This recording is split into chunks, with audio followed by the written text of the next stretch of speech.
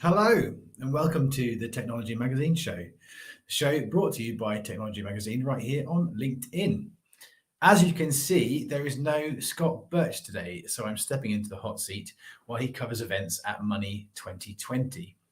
My name is Alex Tuck, Editor-in-Chief of Technology Magazine, and I'll be bringing you regular updates from the world of technology, courtesy of Technology Magazine and our AI Editor-in-Chief, Catherine Gray. Good to see you, Catherine. Hi Alex, how are you? I'm good, thank you. Yourself? I'm good. And I've got some really good news. So, the June issue of AI Magazine has been published today. So, I was just wondering if we could take a quick look at the front cover because I love it. I think it looks pretty cool. Because there's been some new advancements in AI about AI that can create different pictures, and this is one of them, which looks great. And as we can see, there's interviews from AMP and Sapphire, as well as insights into AI and COVID, as well as the metaverse. So it'd be great if people could go and check that out because it is a really, really good issue this month. Amazing. And can you just explain what's going on that front cover for me? Yeah, so obviously there's this. So this picture we've got a spaceman who is by the pool, and it's OpenAI have created this kind of software where you can program in kind of what you would like the picture to show, and it will generate pictures for you. So not to give too much of a spoiler, but I think a few pages in there may also be a space cowboy for the readers to have a look at. Amazing, amazing. Very, very trippy. It's nice to get creative with the front cover sometimes. Amazing. So, well. Thanks for joining me, Catherine. So today is part of a two-part shows and about our marquee event, Tech Live London, on June the 23rd and 24th at the stunning Tobacco Dock Exhibition Centre. So we'll be talking about that today, and we'll have an exclusive preview of some of the speakers that we'll have at the event to whet the appetite for those lucky attendees. And there is still time to grab tickets if you haven't already. You can visit the website, and you can buy them directly from there. You can attend virtually, or you can attend in person. So there'll be four stages: a technology and AI stage, the cyber stage, cloud and 5G, and March 8. And specifically on the March 8 stage, which is a new addition this year, they'll be discussing, they'll have a focus on STEM, which is science, technology, and engineering and mathematics. And they'll be discussing how to address issues around diversity, equality, and inclusion within these fields for women. So we also have a special guest today from IT services provider Kainos, Karim Jasani, principal level data consultant. And I understand, Catherine, you've met Karim recently, right? Yes, I have, and he's a really lovely man. I'm really excited for him to be joining us. So Kareem will be joining me on the Tech and AI virtual stage at the event. So we had a quick chat about his upcoming presentation. So I know that it's going to be a really good one, and I'm excited for everyone to get to see it. So today he's going to elaborate on who Kanos is, and he'll also kind of give us a little bit more of an insight into what he'll be talking about at the event. Amazing. Look forward to meeting him. And also later we'll be revealing the results of our recent poll too. What was the poll about, Catherine? So, keeping in with the theme of our upcoming event, we wanted to ask the audience what theme they're most excited to hear about at Tech and AI Live. So, the four options this time are women in technology, enterprise technology, cloud and AI, and digital ecosystems. Great.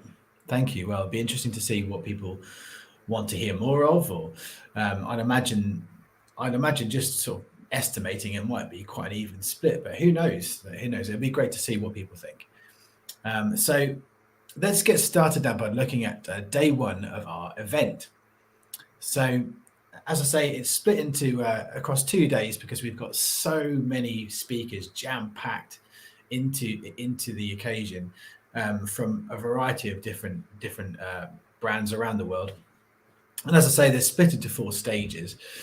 There'll be thousands in attendance, and many more will be joining virtually. And Tech Live London is certainly going to be a memorable occasion. It certainly was last year. If we look at the main stages, you can see the sort of caliber of people that we have. So on the tech and AI zone, we have Inderpal Bandari of IBM, who's one of 5 representatives from IBM. He'll be talking on a range of subject areas. Inderpal himself discusses how to accelerate the digital transformation journey with data and AI, which is something that IBM knows a thing or two about. So that's really exciting. Many of these people we work with on a regular basis, and so it's great to have some of them back in, and also some new ones as well. I remember seeing Aaron Salaya, who from the United States Air Force last year. Incredibly fascinating speech that he gave, very, very complex, and was not something I expected, because it was slightly outside of the usual remit for the tech giants that we talk to. But I guess in many ways the United States themselves are tech giants, as we found out last year. So yeah, don't forget you can also network at the event and ask questions through the Brella app. That's a way to ask questions to the panel, for our panel and fireside discussions as well. So you can actually ask questions before and during the event, and we'll have a little tablet for the host, and they'll receive those questions as they come through.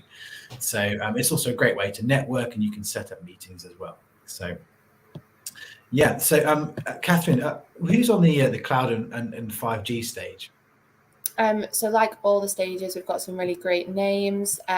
Making her debut at our event this year is Edwige Robinson of T-Mobile, who was actually recently named as Technology Magazine's top 100 women in tech. Her talk will put emphasis on understanding strengths, realizing your network, and using your setbacks as fuel to become your best self. So I think we can see kind of the themes and stuff there on the screen. We'll also be joined by Frank Wild again. He joined us before from SAP, but this time he'll be representing Oracle. And I'm also excited to see Belinda Finch from 3, who will be joining a panel discussion on diversity, equity, and inclusion. So I'm sure this year will be just as great, if not better, than the ones we've hosted previously. I know, Alex, you had just joined us when our previous event, so it'll probably be a lot more exciting for you being a proper BizClick employee now. And we've got way more passionate speakers lined up. We obviously can't name them all today, and they're ready to join us as well. Amazing. Thank you very much. Excuse if you get a little bit of sound coming through from someone cutting the grass outside. That's the perils of being in the countryside. But we'll get into the Cyber and March 8 stages a little bit later, as well as talking to our special guest Karim Jassani from Kainos. But here's a little snippet of what to expect at this year's event.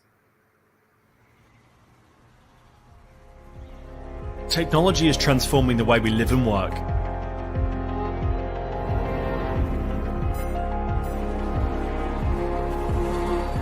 From robots and AI to cloud and Internet of Things. Cloud has become like kind of the silver bullet for solving all the world's hunger problem. We are more connected, but with that also comes cyber risk.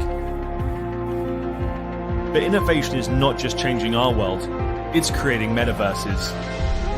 Do you know how digital transformation is going to change how you conduct your business, or if your business even has a future?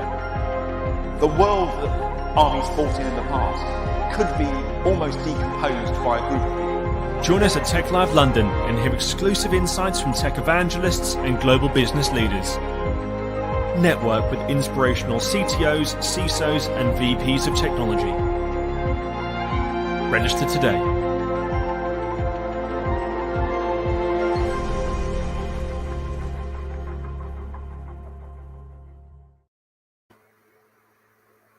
Amazing. Well, hopefully that got you a little bit excited about what's to come later this June. And there's no single day, really, honestly, that I learn more than I do at Tech Live. I remember starting at BizClick last year, and it was one of the first things I did was turn up at the Technology Live show. And it was mind-blowing to have such an amazing array of world-class talent in one room. And yeah, my brain was fizzing, and I remember asking a lot of questions, and I haven't stopped since then, to be honest. So yeah, here's another little sneak peek. We wouldn't normally play a video, two videos so close together, but just this once, we're going to give you a little sneak peek into what Oracle are going to be talking about at the event, which is how they've been using data to win with Red Bull. So Kieran, if you could roll the VT, please.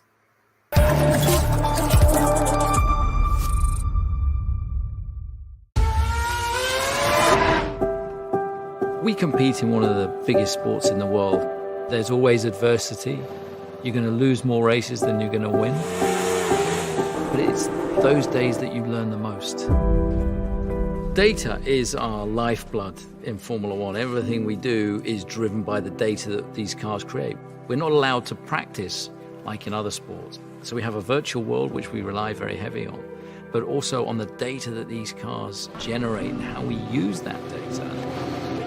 We're in a fortunate position where we can afford to be quite choosy of the partners that we want to work with. It's not just about having a sticker on the car. It's about the technology that it puts into the car as well.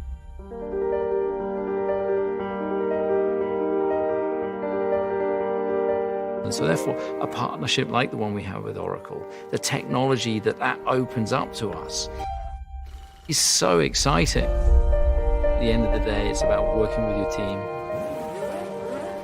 All these different technologies are really helping us to push the boundaries. And we'll see the outcome of that in next year's car.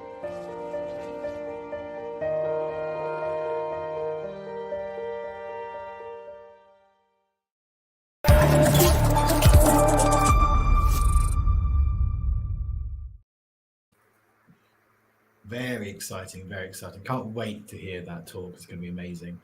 So yeah, welcome back to the show. Hope you enjoyed that little teaser. Now we're going to go straight into our interview now, actually, if we may, Kieran. So I believe our guest is somewhere in the background in the studio waiting. So Catherine, can you just remind us who we are about to welcome onto the show, please? Yep, so we're going to be joined by Kareem Jasani, a data consultant at Kainos, and we are very excited to have him here. Kainos are the go-to people for major digital projects in the public sector, including the NHS app, which most people within the UK should know a lot about. It's kind of been something that's helped us navigate our lives for a lot of the past couple of years. So it's exciting to learn a little bit more about what Kainos do. And here he is. Hi, Kareem. How are you? How are you doing, Alex and Catherine? Good, thank you. It's good to see you again. Likewise.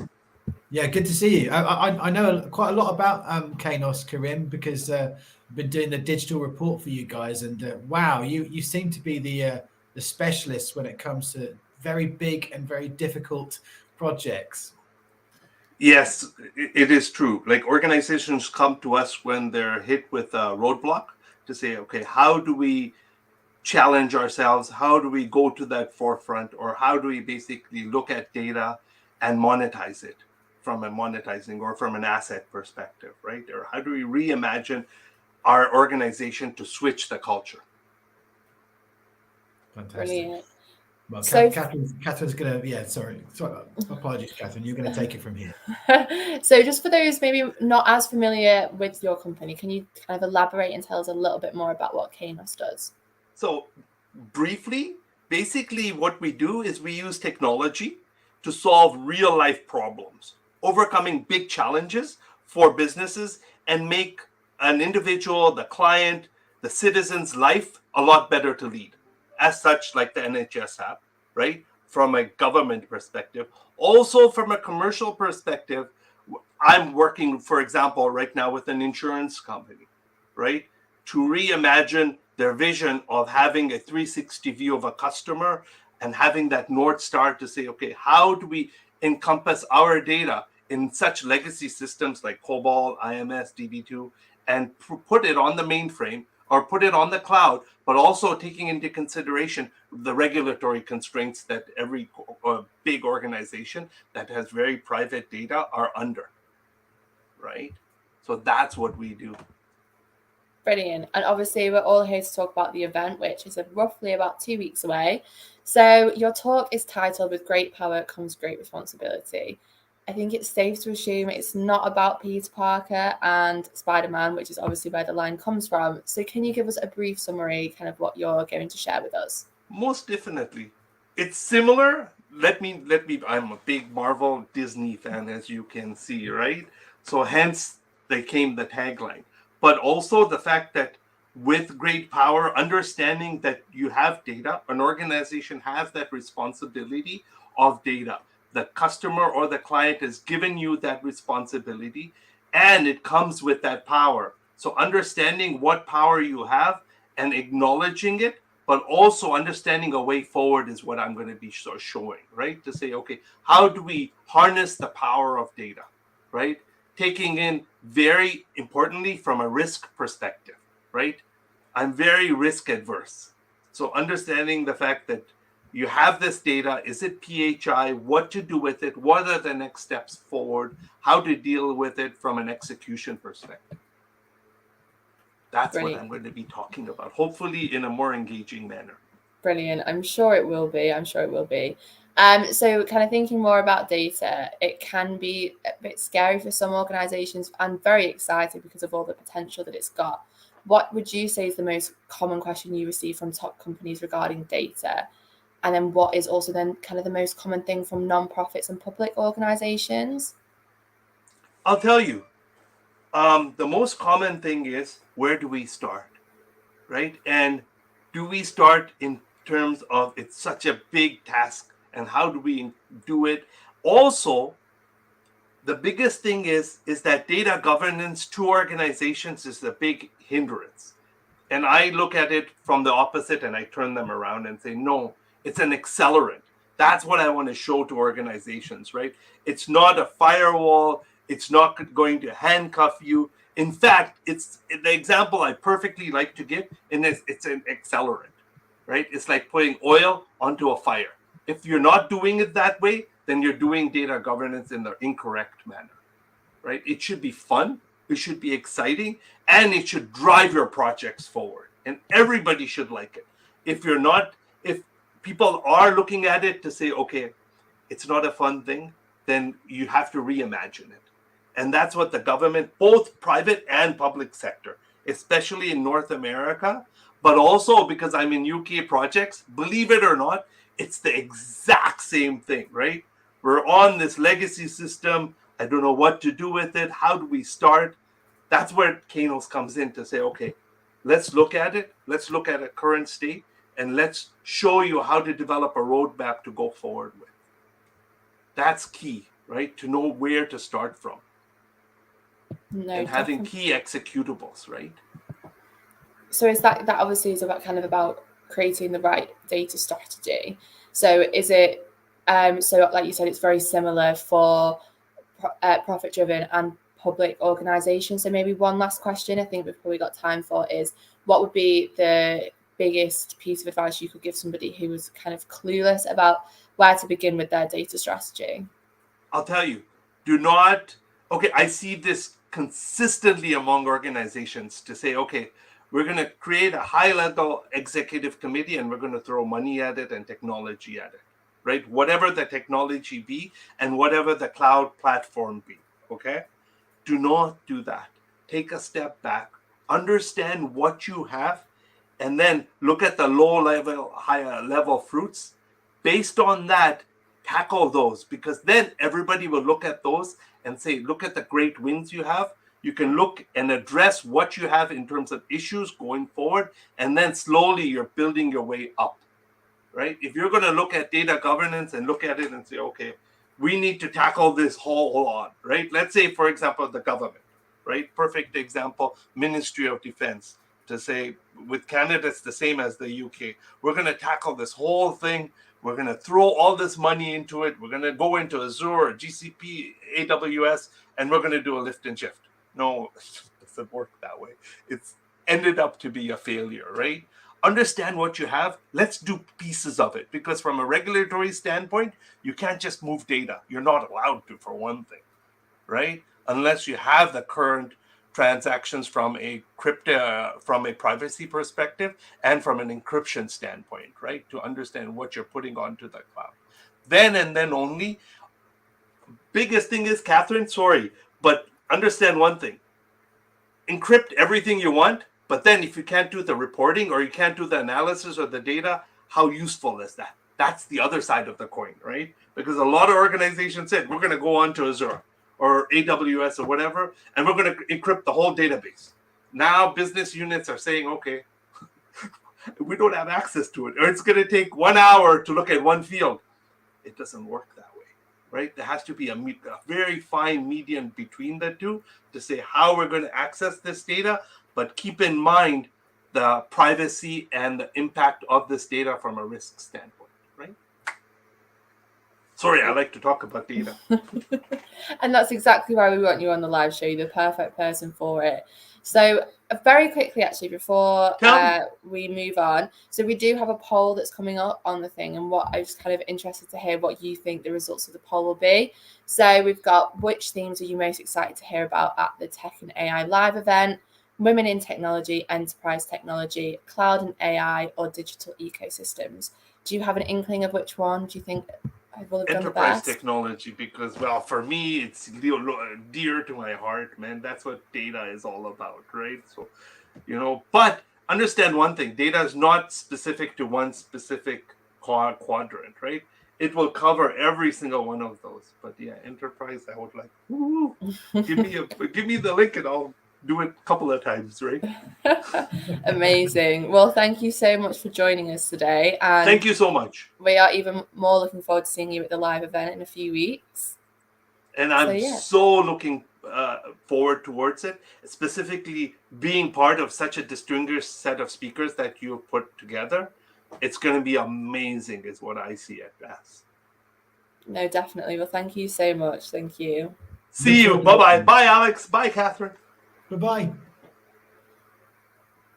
Great job. Excellent. So, speaking of survey results, I think they've just come in, haven't they, Catherine? Let me check. Yeah, they have come in. So, obviously, like we just said, the question is, which theme are you most excited about to hear at the, there it is at the bottom, at the event, the Tech and AI event. So, interestingly, enterprise technology and digital ecosystems came in at the bottom on 11%. And then it is women in technology at 36%. And at the top is 43% went for cloud and AI, which is very interesting and not how I expected it to go, to be honest. So it looks like the cloud stage is going to be quite a popular one. Excellent. Well, that'll be the one I'm hosting. So, it should be nice and hot in there with all that hot air circulating around and people packed in, all eager to learn. So, I guess a lot of the hot air will probably be coming from me though. So, I'm amazed you didn't jump on that one. But yeah, amazing. So, excellent. Thank you for that. So, in our last segment, we're just going to have a look at the other two stages. Cyber Zone and the March 8 Zone. You can find out all the speakers on our website under the agenda. So everyone that is speaking at the event will be listed there. So as Kieran is very helpfully showing us here, I think, Kieran, if we scroll down on this agenda, if we can, you can start to see the exact times and the stages and the topics, so you can plan your day out. Again, you can also do this via the Brella app as well.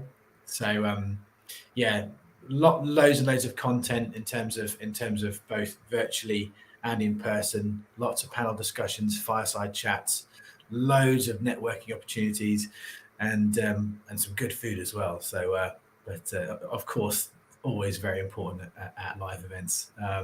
So it keeps us going, doesn't it, Catherine? Definitely. So yeah, the cyber stage one of our magazines that's really growing, and we're looking forward to some great guests on that stage. So we've got the head of cybersecurity at Vodafone, who will be discussing the war on ransomware, which is a big topic coming up in July's Cyber Magazine as well. We've got some great comments from VMware regarding that as well. So check that out in July. In the wake of the WannaCry attacks, which I think always sounds like probably is how people feel, to be honest, when they get invaded and their systems go down and suddenly they're told, if you don't pay the money, then we're going to pull the plug or wipe your data or all this kind of stuff. And the problem is that people end up paying these ransoms. A lot of the major banks have been hit, and they tend to put their hands in their pockets and pay for this stuff. And of course, as you might imagine, this is exacerbating the problem, and is not going to help in the long run. So, really interesting to see what a company the size of Vodafone are doing about ransomware. And also, there's some other great guests on the cyber stage as well, with Leslie Kipling, Chief Security Advisor at Microsoft, and she'll be talking about Zero Trust.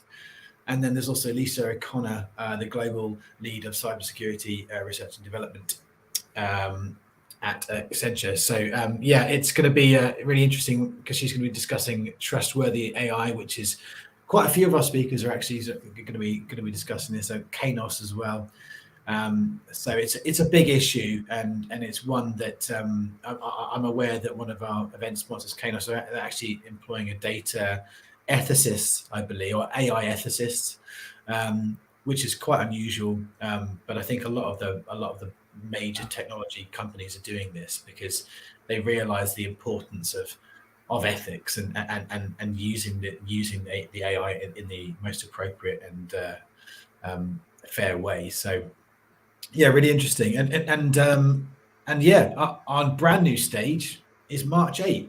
So Catherine, why have we got a March 8 stage at the live event? Well, what's the significance? Well, it's very significant, and I think it's a great addition to the event. Like you said, it's the first time March 8 has ever come to a tech event. So obviously the statistics vary from different websites, different studies, but it's around less than 20% of engineers and architects are women, and then only 25% of people in mathematics and computer science are female.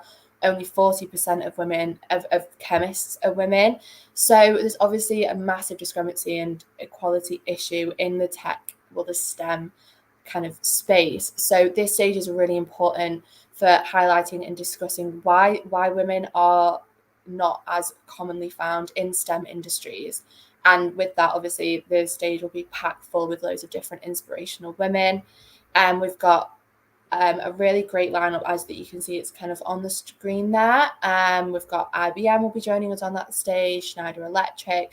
So I think it's a really, really good one to kind of attend. Obviously, we've got all these great things going on in tech, but it's nice to kind of go that little step back and see, well, what are the issues within itself in the industry and what can we do to combat those? Yeah, absolutely. Talking to March 8 editor Lucy, who I sit next to, it's interesting. This obviously, naturally, a lot of women are going to be behind these kind of themes, but Lucy feels it's equally as important that they get the men represented in the magazine as well, talking about these themes as well, and the benefits to them of supporting this, and because there will be, and ultimately, diversity really benefits everyone. So I think that'll be interesting to see the fallout from that, and the kind of people that are attending on the March 8 stage as well. I'd love to be in attendance myself, but I'm not sure whether I can be in two places at once. But yeah, we'll see. Maybe I'll create a virtual avatar, digital twin, or whatever they call it. But yeah, thanks very much, Catherine. That's amazing. Coming up in our next live show in a couple of weeks, we'll be going into a little bit more detail about some of the speakers. and that'll be just a couple of days before the event starts. So that'll be something to look forward to. But thank you very much to everyone for joining us today on the Technology Show. Thank you very much to Karim for his great input. Thank you again, Catherine, for all your hard work and your talent on the show. And we hope you enjoyed it, and we'll see you next time.